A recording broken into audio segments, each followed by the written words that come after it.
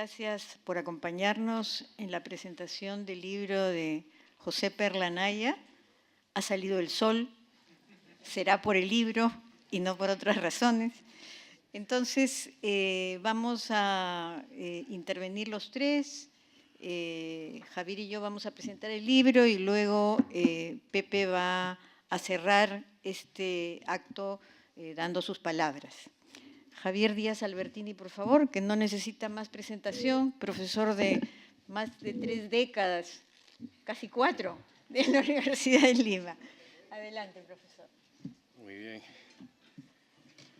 Con esa presentación ya me siento cansado. Bueno, más allá del libro y la investigación, ¿no? Con Pepe compartimos años, ¿no?, de dictar el curso Problemática Nacional. Entonces nos veíamos con alguna frecuencia y conversábamos sobre diversos asuntos. El libro tiene 5 partes principales, ¿no? En la primera nos presenta una breve descripción de la importancia de Internet móvil, ¿no? Porque el libro es sobre Internet móvil, no Internet en general, sino aquel Internet que podemos llevar en nuestro bolsillo. Sí, hay que apagarlo, ¿no? Sí, perdón. Porque está la cuestión de la ética, todas esas cosas. Muy bien. Ya, esta tecnología evidentemente ha logrado un alcance sin parangón, ¿no? Debido a su que es portátil, ¿no? Y además todo lo que tiene dentro y que facilita. Y estas son las características que impactan pues, fuertemente en la cotidianidad y las que afectan la convivencia y nos acercan entonces al mundo de la ética y las normas, ¿no?, que es el tema central del libro. En segundo lugar, ¿no?, nos plantea algunos retos que presenta Internet móvil, ¿no?, a los sistemas normativos, ¿no? Lo hace enfocando 4 situaciones. Algunas públicas, otras privadas, algunas formales, otras informales. La primera situación es la prohibición de su uso al conducir un vehículo, ¿no?, que todos sufrimos las consecuencias o las causamos, pero es increíble, me llama la atención a mí casi todas las mañanas cuando vengo a la universidad que hay alguien que está texteando además en su móvil y uno se da cuenta por la conducta errática, ¿no?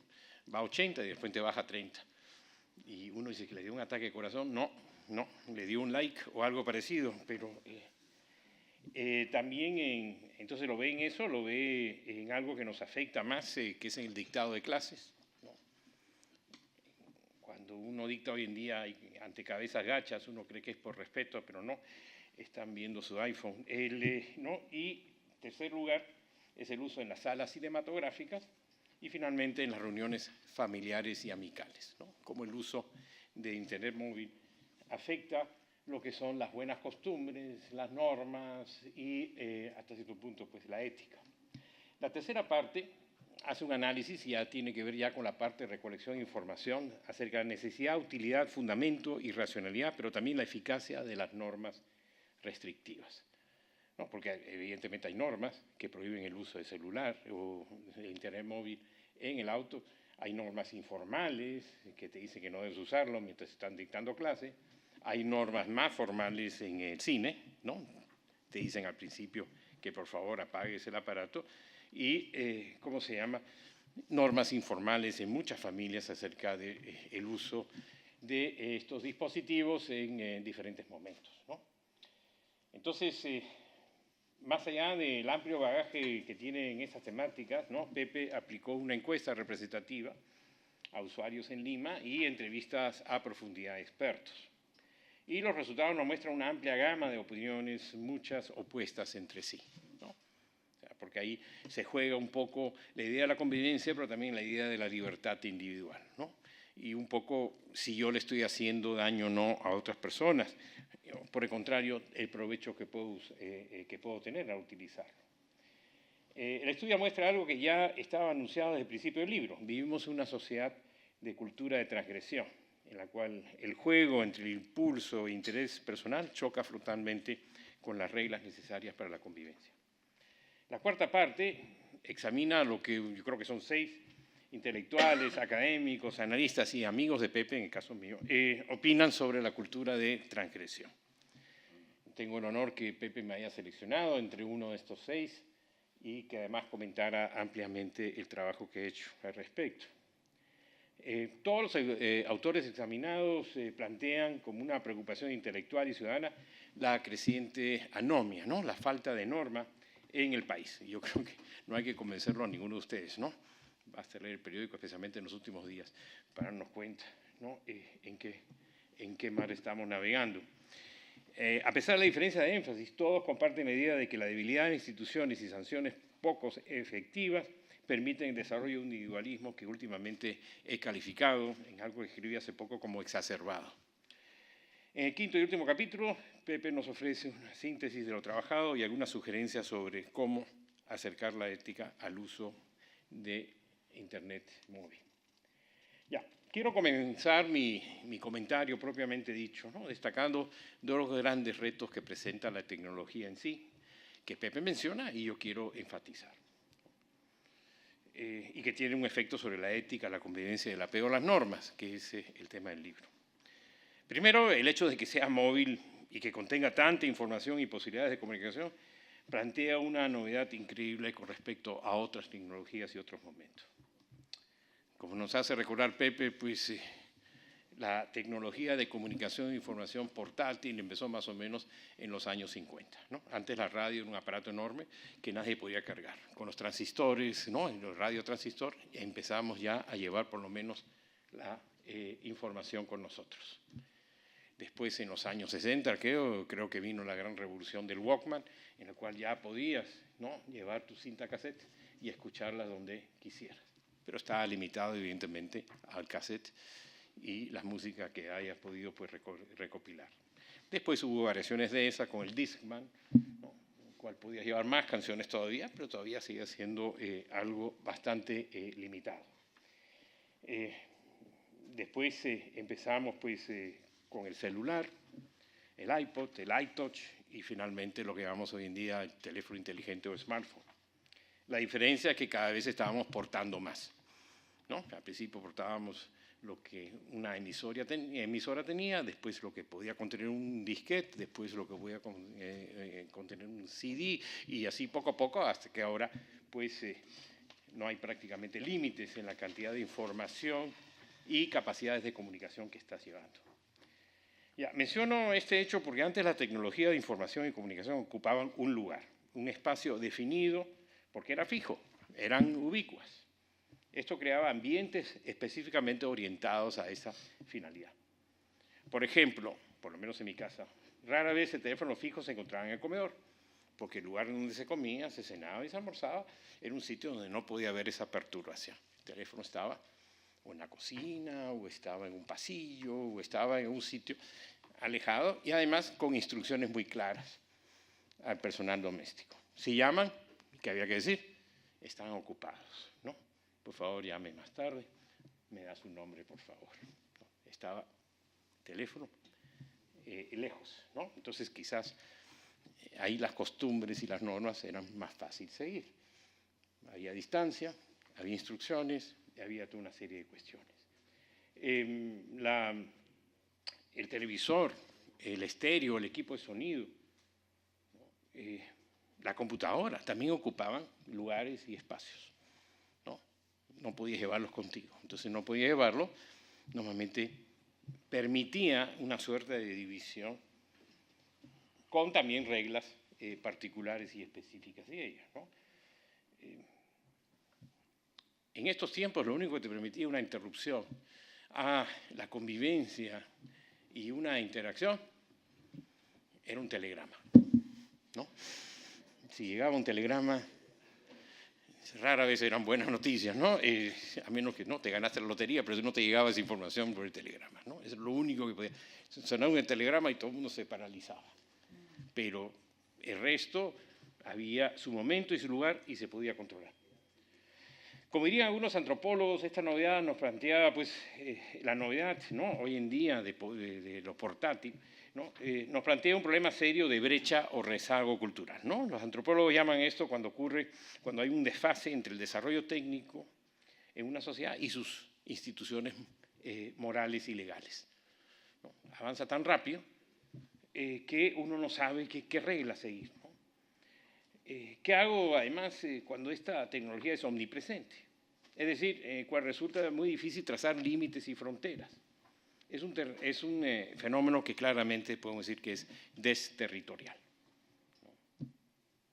Entonces, marcar límites se convierte ya en un problema técnico, porque tienes el acceso a él. Una segunda cuestión, como menciona Lipovetsky, es que estamos ante tecnologías hiperindividualizadas. Entonces, no solamente antes estos reproductores y televisores ocupaban un lugar en el cual uno podía pues, distanciar entonces normas y costumbres, sino eran relativamente de consumo colectivo, ¿no? La radio se escuchaba, pues lo escuchaba todo el mundo. El televisor, antes de que se volviera tan barato, normalmente ocupaba un lugar, la sala, dependía de la familia donde lo ubicaban y se veía en forma colectiva. Además, el que tenía poder en la familia determinaba cuándo se veía, cuándo no se veía. No, prendía y apagaba y se acabó la cuestión. Ahora no, pues ahora, y por ahí el éxito del apelativo i en todos los productos Apple, ¿no? iPod, iTouch, iPhone, iPad, yo. Porque es para consumo de uno. Claro, a veces uno ve escenas románticas, ¿no? Cuando un chico comparte uno de los audífonos con su enamorada y caminan juntos, ¿no? Escuchando el mismo smartphone. Pero normalmente no. Normalmente lo que va a hacer es mandarle esa canción para que la escuche cuando le dé la gana, ¿ya? Porque voy a escucharla ahora. Y además, si es estéreo, estoy escuchando solo una parte, ¿no? Entonces sí,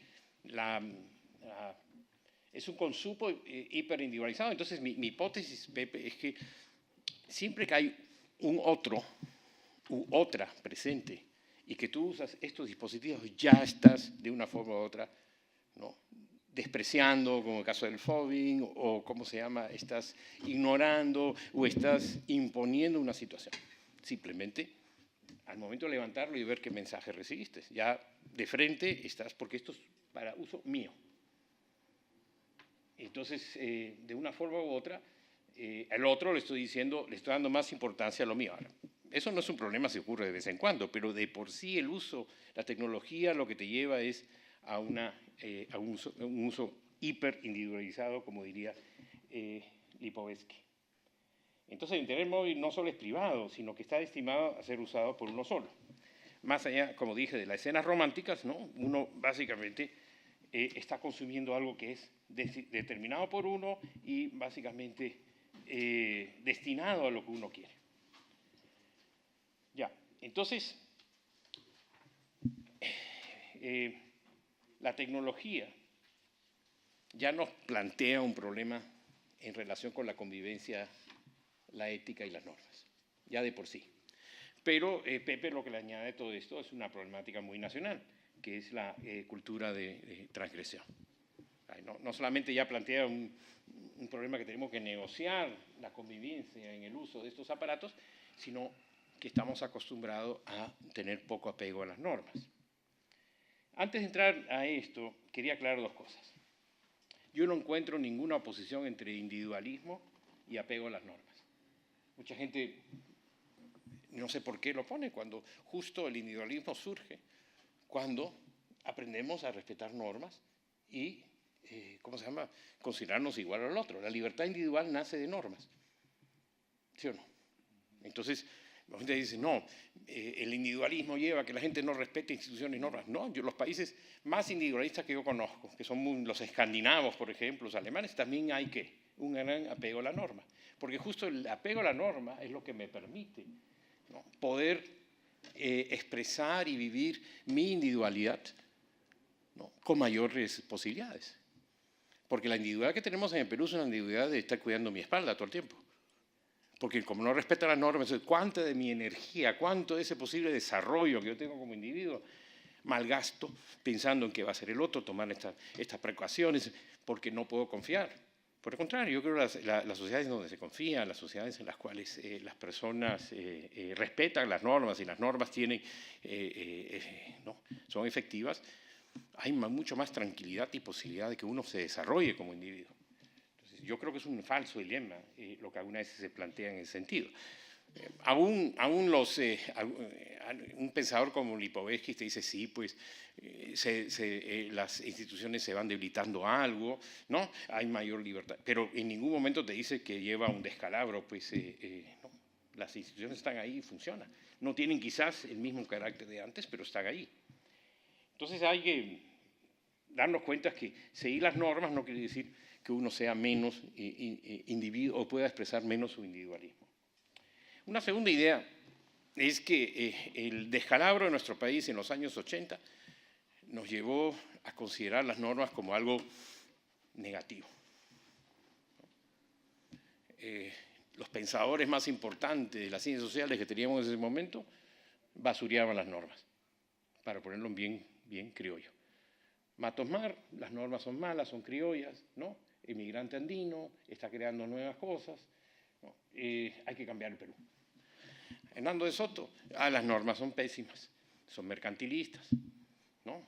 Están pues aplastando a este súper empresario popular que no puede avanzar en el caso suyo eran mercantilistas. En el caso de Matos Mar eran criollas, en el caso de Soto eran mercantilistas y en el caso de Variopinto a izquierda, todas eran normas burguesas, que no permitían que la informalidad, que era un proceso de producción que cuestionaba el capitalismo, así decía la izquierda,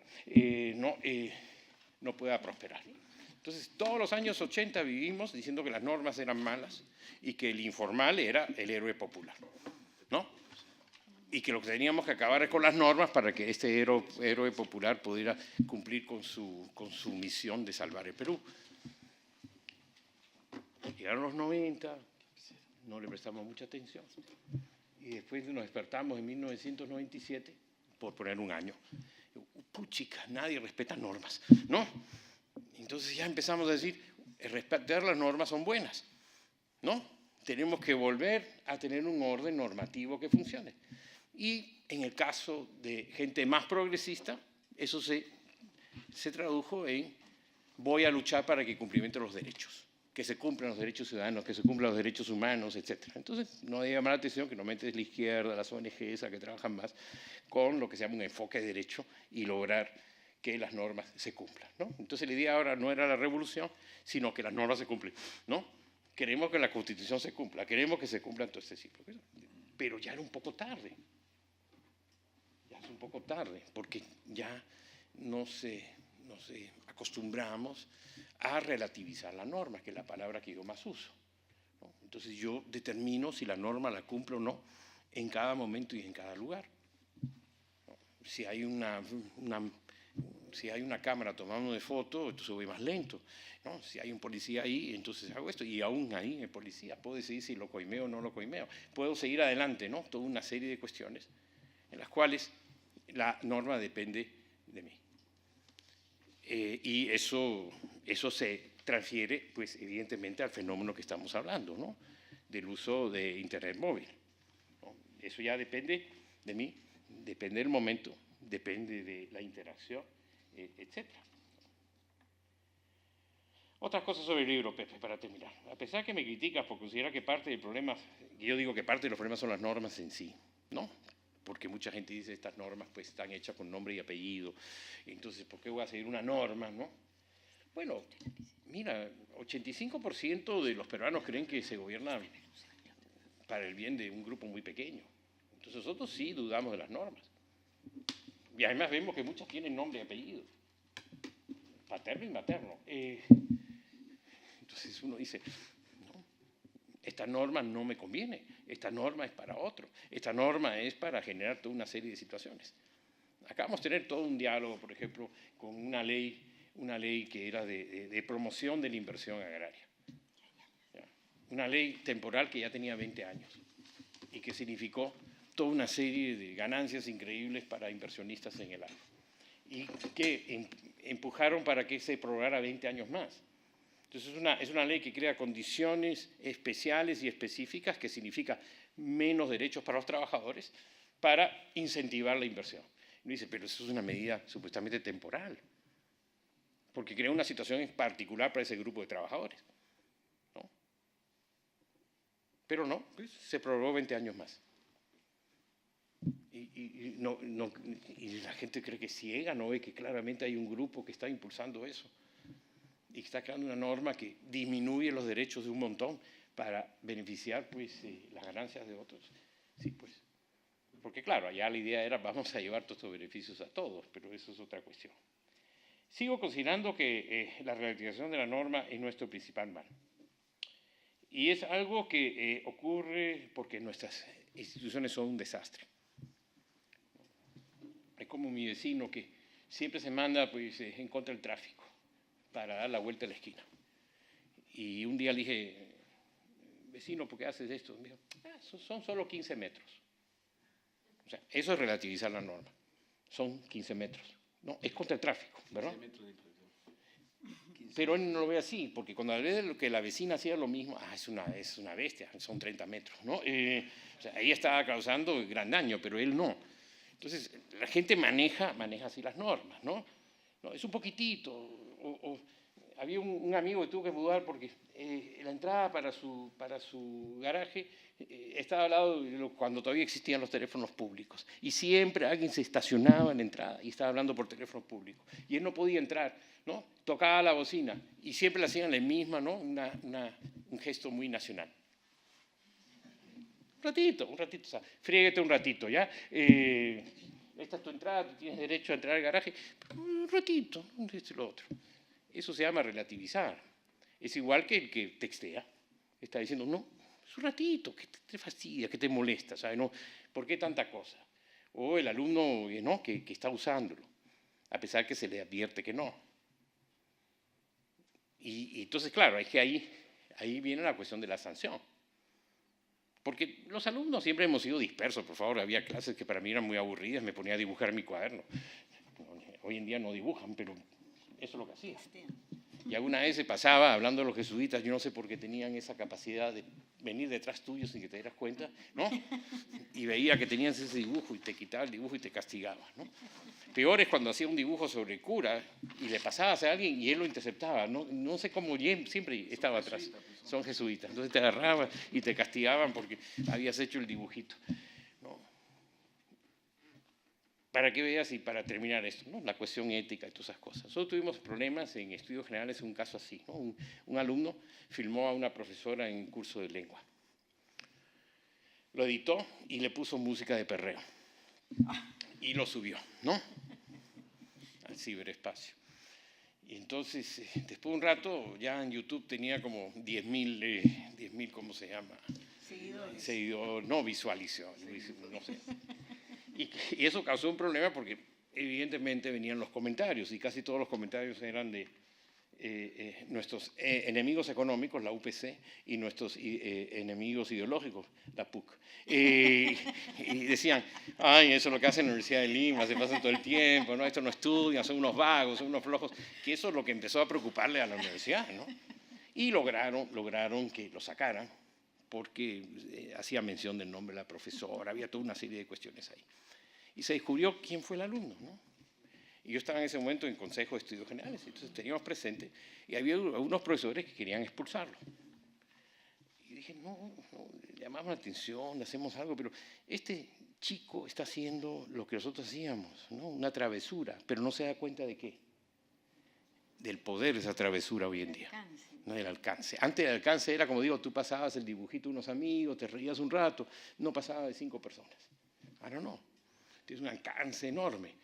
Entonces, decirle a ese chico, te voy a expulsar porque has hecho algo terrible en la universidad, hay 10.000 personas que se han burlado, ¿no? Es no entender que no tienen quizás la educación y las herramientas para decir, he hecho algo mal, sino he hecho una travesura. Una travesura siempre puede ser cosa como un mal, pero un mal menor, ¿no? Y no el mal mayor que se le estaba atribuyendo. Entonces yo creo que parte del problema es eso, que no se dan cuenta de las consecuencias, ¿no? Porque han nacido con esto, utilizan esto, y nosotros que lo miramos un poco desde afuera, aún a veces, porque a veces tu libro es de un renegón, te voy a decir la verdad. Yo también soy un renegón, pero es un libro renegón. Qué bueno. Seguro que en el fondo editorial controlaron, ¿no? Lo de renegón, ¿no? Ahí sí, porque ¿no? Yo lo leí y decía, uy, qué bien, ¿no?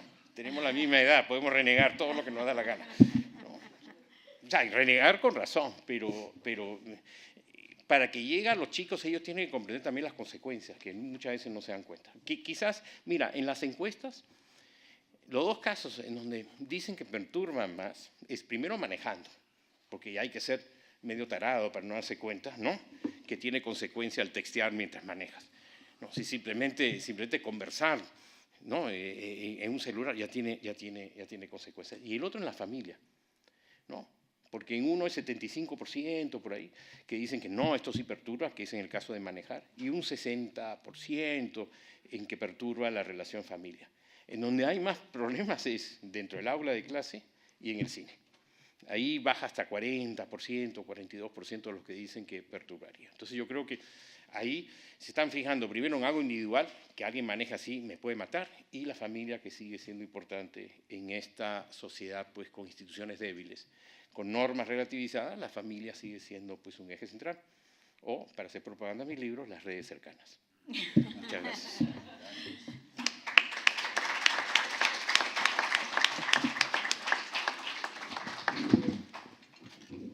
Muchas gracias, Javier. Bueno, realmente me complace presentar este libro y compartir la mesa con Pepe y con Javier Díaz Albertini, motivo por el cual realmente le agradezco mucho esta invitación a Pepe Perla.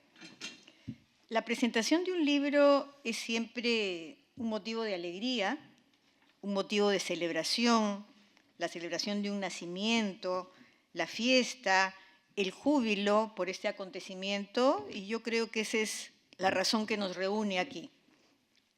Luego leeremos el libro, además con todos los comentarios que nos ha hecho Javier. Yo voy a dirigirles unas breves palabras también bajo una doble condición. En primer lugar, como amiga y colega de Pepe a lo largo de más de 30 años en la Universidad de Lima, enseñando en la Facultad de Comunicación. Pepe además fue mi jefe de investigación cuando dirigió el Psicosul, cuando teníamos institutos de investigación en las facultades. Allí aprendí y pude compartir anhelos y propósitos por desarrollar la investigación en nuestra universidad. Como investigadora he seguido y admirado la constancia de Pepe, su disciplina en el quehacer, como él mismo me lo dijo varias veces, es un quehacer solitario, ¿no? Es un quehacer solitario, pero que responde a la pasión por el conocimiento. Una pasión como la del equipo croata, que fue creciendo a lo largo del Mundial y nos fue llenando de ganas de apoyarlo hasta el último momento. En segundo lugar, dirijo también estas palabras como directora del Instituto de Investigación Científica. Desde esta condición puedo hablar de un investigador, como lo digo en el prólogo del libro, que acredita una producción científica, una producción académica e intelectual constante en sus múltiples libros publicados por el Fondo Editorial, la Casa Giancarlo Carbone, y en particular sobre una serie, lo que llamaríamos una serie de sus publicaciones, que se inicia el 2013 y termina el 2018. ¿No? En el 2013, con la ética de la comunicación periodística, luego sigue con la ética de la comunicación publicitaria en el 2014, luego la ética de la comunicación televisiva en el 2015, luego la ética de la comunicación cinematográfica en el 2016 y hoy, 2018, con este libro sobre la ética de la comunicación en Internet móvil. Cerrando así, con broche de oro, una reflexión convertida en referente para especialistas y estudiantes sobre los temas de la ética de la comunicación, pero siempre vista no como discurso de la ética, sino vista la ética en el manejo, ¿no?, y concreto de esta en relación a cada uno de los medios. Pero Pepe además no solo investiga y escribe libros, también crea empresas e instituciones, las dirige y las promueve. Y sigue muy activo en todos estos propósitos. Solamente unas pocas palabras sobre el tema de Internet, porque Pepe incursiona en un tema que es por demás intenso, polémico, ¿no? Despierta posiciones diferentes.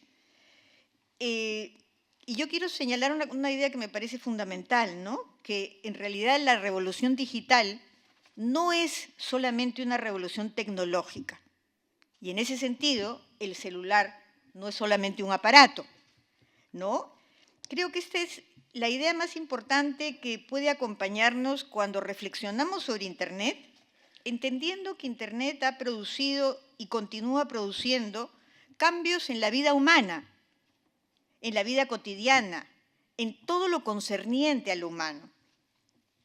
Quiero mencionar ahí dos proyectos de investigación que me parece que nos hablan también del celular, ¿no? Quiero decir, por ejemplo, el proyecto del investigador Jorge Montalvo, quien, con el objetivo de promover y de entusiasmar a los niños en la lectura, ha creado unos cuentos infantiles que en este momento han pasado, a través del apoyo del laboratorio que existe en la universidad, a una plataforma que se va a dar para ser usado por los padres y los niños en el celular. Es un proyecto realmente muy bonito que permitirá justamente promover esto. Lo interesante es que será utilizado en 15.000 colegios de Lima a través de un acuerdo con la Dirección de Lima Metropolitana, no, de Lima Provincias, perdón. Entonces, estamos viendo ahí otro lado del tema del uso del celular. Y una pequeña mención también a un proyecto dirigido por la profesora Ana María Cano, con la participación de Rosario Nájar y conmigo, donde nosotros hemos buscado entender cuál es la relación de los jóvenes con la política, de los jóvenes con la vida pública, y definitivamente el canal más importante a través del cual los jóvenes se informan sobre la política es el celular. Mejor dicho, es a través del celular que llegan los diarios, la televisión y los diferentes medios. En ese sentido, como lo señala la brasileña Lucía Santaella en una entrevista hace un par de años, hoy vivimos, y seguramente los jóvenes mucho más intensamente que nosotros, en dos espacios simultáneos: los espacios físicos, por los cuales circulamos, y las nubes de información que nos rodean, que son inmensas. Producto de lo cual, el usuario, cualquier usuario, joven, no joven, niño, es lo que llamaríamos un lector ubicuo, es decir, aquella persona que puede aprender y conocer en cualquier lugar, a cualquier hora, bajo el influjo de cualquier curiosidad profunda o pasajera, que son accesibles al mero toque de la punta en los dedos, es decir, hoy en día con el celular en la mano. Añade la brasileña que no hay identidad, pertenencia o subjetividad separadas de la forma de comunicación entre los hombres. Por eso somos lo que la mirada nos devuelve, y aquellos que no son capaces de comprender los nuevos modos de socialización y de vida que traen las redes perderán o perderemos el tranvía de la historia. Por eso, entender lo que está pasando hoy día con el uso del celular y con el uso de las redes sociales es un asunto crucial para entender las formas de comunicación y de vida de las personas. Veremos, después de lo que ocurre en estos días, y si alguien lo investiga, todo el peso, ¿no?, que las redes sociales, que el celular va teniendo en la manera como se va a resolver o canalizar lo que viene ocurriendo. Como sospechaba que Javier iba a hablar ya de todos los temas del libro, entonces yo pensé hablar de otros temas, justamente porque voy a desarrollar brevemente, ¿no?, un aspecto que creo que es fundamental y que atraviesa también el trabajo de Pepe Perla, y es la universidad, la investigación, su sentido y su razón de ser. Y esto porque Pepe es un formador de muchas generaciones y le ha impreso a su labor el valor de la ética, imprescindible en tiempos en que el sentido utilitario de la educación universitaria quiere ganarle la partida al sentido humanista. Hoy, en esta campaña y en esta lucha por estar en el ranking y en los primeros lugares, muchas veces se da más peso, ¿no?, a algunos aspectos y se deja los valores humanistas.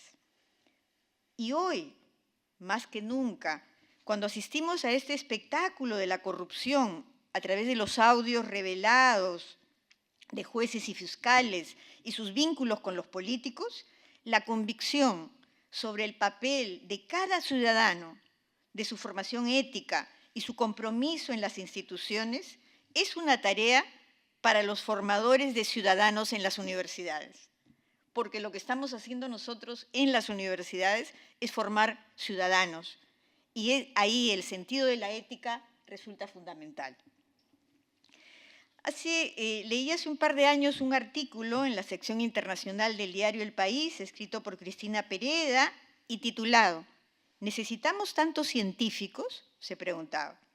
Ahí menciona que a propósito del debate en Estados Unidos sobre lo que muchos consideran como un énfasis excesivo en la educación científica frente a las artes y las humanidades, en el MIT de Boston, donde el 100% estudia grados científicos, se obliga a los estudiantes a tomar un cuarto de sus asignaturas en el ámbito de las ciencias sociales o el arte.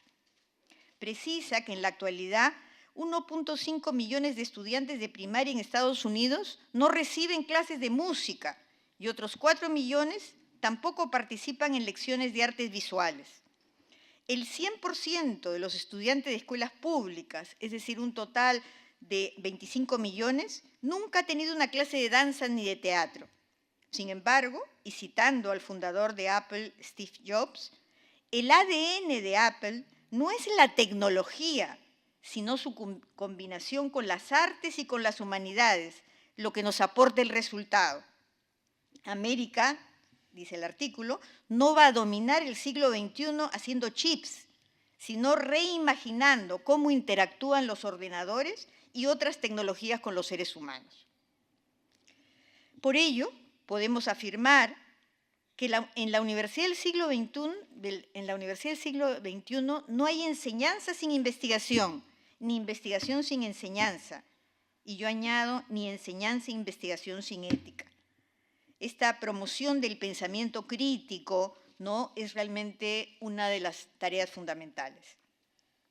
En ese sentido, el educador brasileño Paulo Freire señala, mientras enseño, continúo buscando, indagando. Enseño porque busco, porque indagué, porque indago y me indago. Investigo para comprobar, comprobando intervengo, interviniendo educo y me educo. En efecto, nuestras universidades van dejando de lado las visiones y formas de organización endogámicas para mirar a la sociedad. Y el libro de Pepe es un mirar a la sociedad. Y ese es el maestro, y es el maestro quien dejará de ser un simple transmisor de contenidos para convertirse en un arquitecto de recorridos. Y ese es nuestro Pepe Perla. Pero no he terminado, me falta un ratito. Para que siga. Una última anotación relacionada con el valor de publicar libros y que le preocupa a Giancarlo también seguramente. En el 2013, la importante socióloga Saskia Sassen ganó el Premio Príncipe de Asturias en Ciencias Sociales. Es la única mujer que aparece entre los 10 primeros científicos sociales del mundo según el ranking del Social Science Citation Index. En una entrevista que le hacen para el diario El País, mencionó lo siguiente, mencionó lo paradójico que era obtener tal honor, siendo que en Estados Unidos ella no pertenece al ranking porque se siente incapaz de producir 3 o 4 artículos indexables y prefiere más bien escribir para medios masivos y sacar un libro serio cada 5 años aproximadamente. Quiero señalar que Pepe ha producido libros leídos, citados y útiles para entender el país y actuar en él. Por ese motivo los invito a leer este último. Y ahora sí, para terminar, una última mención institucional como directora del IDIC. La producción de este libro expresa el reiterado compromiso de la investigación de la Universidad de Lima con el país, sus ciudadanos y sus instituciones, a las cuales esperamos seguir aportando a lo largo de los próximos años. Muchas gracias, Pepe, por el libro.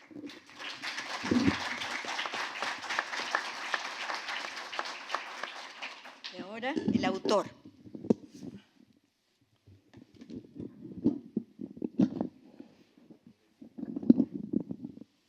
Ya está. Buenos días, muchas gracias a todos por estar aquí. Es una buena compañía.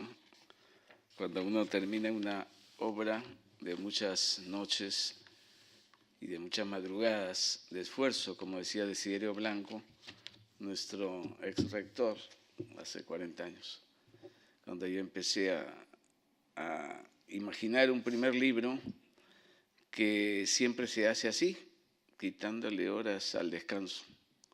Y así ha sido efectivamente. Así que es gratificante ver que algunos acompañan ese momento final.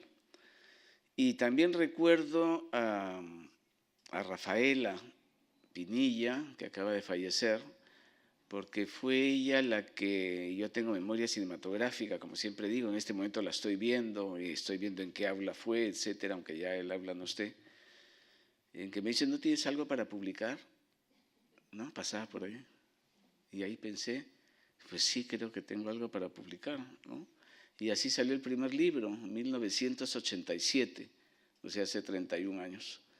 Y fue por esa pregunta de Rafaela Pinilla que me hizo y me invitó a señalarme este camino en el que todavía persisto. Así que le doy mi agradecimiento, como ayer se lo di a su hija Elena.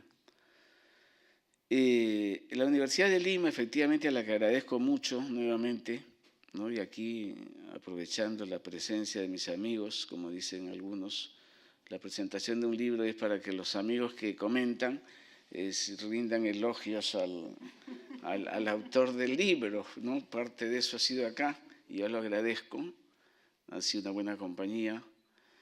Y este libro se plantea 3 puntos, diría, que resumiré, como los he visto yo. El Internet, ¿no? Este es un cambio mundial, es como, o más que la imprenta hace 500 años. Este es un cambio radical. El punto fundamental que señalan muchos autores, o uno de los fundamentales, es la conectividad. O sea, quiere uno estar conectado, sin medida de tiempo ni de espacio, ¿no? Ese es el factor principal del cual nos provee este diminuto y cada vez más diminuto equipo, y cada vez más portátil equipo, y cada vez más económico también. De esos 3 factores están haciendo que se haya apoderado, lo llamaré robot, del mundo, y está dominando nuestra vida social, política, económica, cultural, etcétera, ¿no? Lo está dominando, y ese es un punto principal a señalar. ¿Y por qué me atrajo a mí esta materia sobre un equipo que yo no conozco, ¿no? Sobre el cual soy un analfabeto digital, como decimos los mayores? Y era justamente eso, ¿no? El tratar de entender este mundo que es ya pertenencia principal de los que vienen detrás, evidentemente. Verlo aunque sea un poco, y tratar de verlo desde mi mirada de atención, que es de cómo ordenamos esta conducta entre nosotros para no matarnos tanto, ¿no? Que es la función del derecho y del sistema normativo moral también, o ético, ¿no? Se puede, es posible todavía con este nuevo instrumento tecnológico ejercer la capacidad de regular el comportamiento de todos nosotros para que no nos maten el manejo, para que no nos mate en la exposición de una imagen, etcétera? ¿Es posible? Esa es la pregunta del libro en relación al Internet y concretamente al Internet móvil, al que tenemos todos a la mano, disponible. Ese es el primer tema, el primer punto. Tanto es así este tema, tan expansivo es que yo le pedí, y tengo que agradecer aquí a Eduardo Gutiérrez, mi exalumno cinéfilo, cineasta, que nos ha proporcionado un anexo muy valioso de películas que tratan el tema ético y legal de Internet. O sea, y ya le han puesto una lista de 50 a 100 películas, creo, que tocan el tema. O sea, ya el tema entró a un medio de comunicación, vamos a llamar tradicional, el del cine, porque está existiendo en la vida diaria. Entonces ya el cine también lo expresa. Otra señal de que este Internet, este mundo, al cual hemos tenido el privilegio de observar algo, ¿no? Yo creo que el privilegio de los mayores, uno de los privilegios, tenemos muchos, ¿no? La preferencia en la cola, etcétera. Pero otro privilegio que tenemos es este. Hemos podido ver varios mundos a lo largo de nuestra vida. A diferencia de mis bisabuelos, que desde que nacieron hasta que murieron, vieron un solo mundo, con todos los instrumentos semejantes desde que nacieron hasta que murieron, nosotros no. Nosotros hemos visto 4 o 5 mundos y quizás vamos a ver todavía uno más en relación a tecnología, locomoción, transporte, comunicación, consumo, etcétera, ¿no? Entonces, en realidad, hemos vivido varias vidas, a diferencia de los mayores que nos precedieron, y ese es un privilegio, creo yo. El segundo punto del libro es el observar 4 situaciones concretas de posible o imposible regulación, sea social, o sea convencional, sea jurídica, porque siempre toca en mis libros también esta dimensión de la que no puedo aportarme, la jurídica. Entonces observo, como bien han señalado aquí ya, 4 situaciones en que este aparatito contra el cual no podemos competir, ¿no? Y aquí también rindo mi homenaje a Julio Hevia, querido profesor, fallecido también recientemente, y al que creí que citaba en el libro, y creo que por ahí debe estar, pero ahora no lo he encontrado, porque una larga entrevista que dio en el periódico a Jaime Bedoya, explicaba las dificultades para dictar clase. Él, que era un profesor tan entretenido, tan querido, y no como los aburridos que soy yo, por ejemplo, ¿no? Entonces, sin embargo, decía, hasta a mí me ha pasado que no puedo competir con esto en las clases. Esa fue una larga entrevista. Porque aquí está todo el mundo dentro, todo el mundo cultural, económico, tu trabajo, etcétera, ¿no? Tus relaciones sentimentales, tus recuerdos, tus proyectos, está todo. Entonces, esa es una de las situaciones en las que yo observo, pregunto, y ahí pueden leer ustedes las conclusiones. ¿Es posible todavía dictar clase con este aparatito en manos de todos? ¿O es una ficción? ¿O es una ficción? ¿No? Entonces las universidades tienen que plantearse el tema. Y comentaba yo aquí al profesor Carlos Torres, que está aquí presente, a quien recién he conocido de Ingeniería de Sistemas y que fue tan amable de traerme a esta aula que la que no conocía, y quedarse además a escuchar el tema, ¿no? Que le contaba yo que me parece haber oído o leído que en Francia ya a nivel oficial estatal, en el sistema educativo, no se permite el ingreso escolar, ¿no? Me parece que es escolar por ahora, al aula con el teléfono celular o internet móvil. Tienen que dejarlo en la puerta todos, su cadenita, algo tendrán que poner ahí. Pero ya oficial, ley en Francia.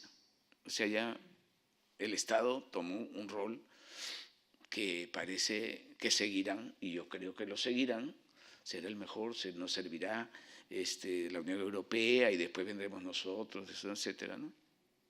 Como que algo hay que hacer, pero decir que el profesor decide ya sabemos todas las historias que se pueden contar, como la que ha contado Javier Díaz Albertini, ¿no?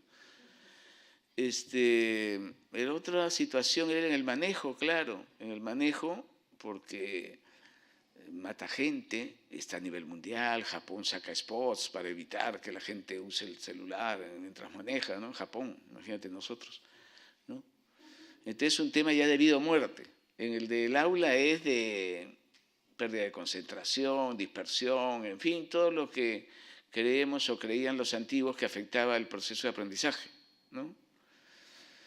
La tercera situación es el cine, porque como cinéfilos que somos, cineastas o ex cineastas, entonces nos preocupa el que no podamos ver nuestra película tranquilos en el cine, ¿no? Entonces la gente ya no puede ir.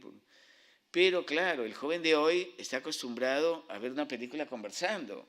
¿Por qué? Porque como lo ha hecho en su casa, se reúnen, hablan, ¿no? Te va a llegar a un espacio, el de los antiguos cines, y le van a decir que aquí no puede usarlo. No puede dejar de hacerlo. Entonces también he visto, he leído que ya hay lugares donde hay cines donde se puede usar el celular y cines donde no se puede usar el celular. Entonces uno escoge cómo quieres ver tu película, con gente que dialoga o concentrado como en una capilla, como veíamos los antiguos las películas, ¿no? Y así se va creando alternativas, ¿no? Las universidades podrían decir, ya me lo he imaginado yo también, no lo he puesto en el libro, ¿no? Que al escoger tu curso, cursos con celular posible por el profesor y cursos sin celular. Entonces, no, yo elijo a este profesor que no usa un celular porque sé que me causa gran interés y expectativa escucharlo. Y ahí pues uno escoge también eso, con celular, sin celular, ¿no? Sería una salida, ¿por qué no? No sé, acá le dejo la tarea a las autoridades de la de Lima. Yo felizmente ya no tengo esas tareas de responsabilidad, ¿no? Y el cuarto tema, claro, es el familiar, ¿no? Él ya no es la norma legal, como es en el manejo, que hay una norma legal, que claro, la multa es más baja, me parece que si en algunos distritos tocas la bocina. Entonces me pregunto yo qué es más grave, ¿no? Usar el celular manejando y poder matar gente que tocar la bocina, que a lo mejor nos va a volver más sordos de lo que ya estamos en esta ciudad bulliciosa, pero no te va a matar de inmediato, por lo menos, ¿no? En fin, el cuarto es el tema familiar, social, ¿no? Ya no es una norma legal, no es una norma institucional como es la de los cines, no hay ley que prohíba usar el celular en el cine, lo han puesto las empresas, funciona otro tipo de normativa.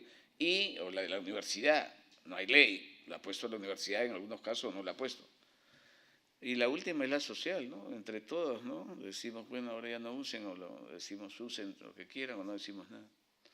Esas son las cuatro situaciones que observo, con la complejidad que cada una plantea y con las opiniones de expertos a los que he preguntado, y también a la gente en general, 400 encuestas hechas a la gente en general, ¿no?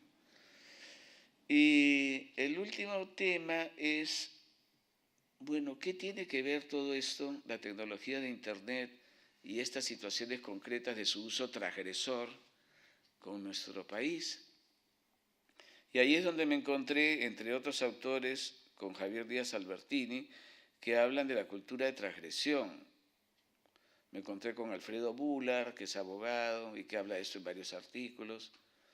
Me encontré con Gonzalo Portocarrero, sociólogo de la Católica.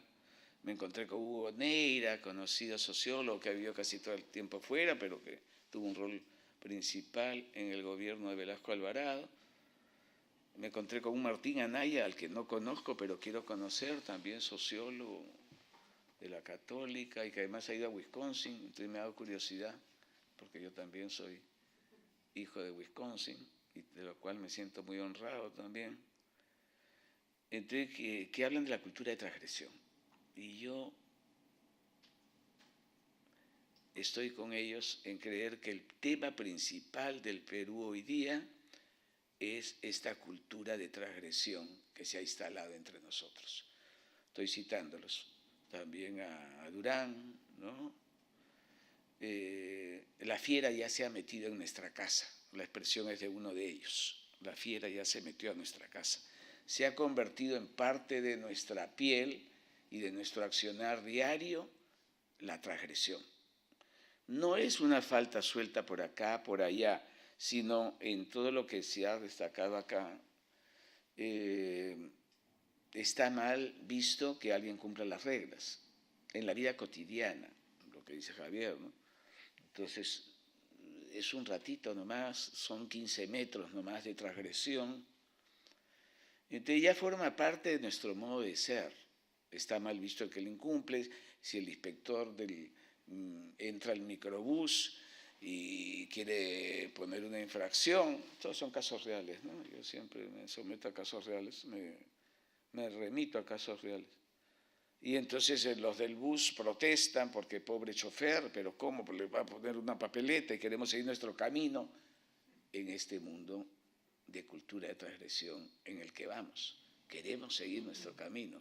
¿Qué importa que esta transgresión es un segundo, ¿no? Pero no nos impida seguir.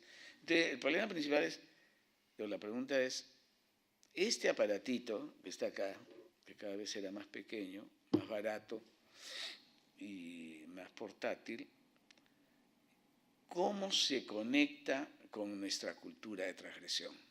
Puede ser que este aparatito, y ha sucedido, llega a Finlandia, y entonces, como ahí no hay una cultura de transgresión, la relación que se entable entre este aparatito y todo lo que ofrece de posibilidades de transgresión en el aula, en el cine, en el manejo y en la vida social y en todo lo demás, las posibilidades que infrinja, que afecte esa cultura finlandesa va a ser muy distinta a lo que puede afectar este aparatito y a un país dominado por la cultura de transgresión. Ese es el último capítulo. ¿Qué dicen los autores? Este aparatito, como decía el ingeniero y dicen los ingenieros, es neutral, la tecnología es neutral, bueno, discutible para muchos, pero admitamos lo que sí. Pero su encuentro con determinadas culturas variará de acuerdo a lo que esa cultura es, y la nuestra es una cultura de transgresión. Y entra este aparatito, instrumento que propicia, o que puede propiciar, un incremento, un reforzamiento, un agravamiento de esta cultura de transgresión de la cual ya todos somos víctimas cotidianas, porque hay que ver dónde estamos viviendo. Entonces uno dice, bueno, ¿y qué hacemos? Bueno, ¿qué hacemos? Ya eso les toca a ustedes contestarlo después de leer el libro. Gracias.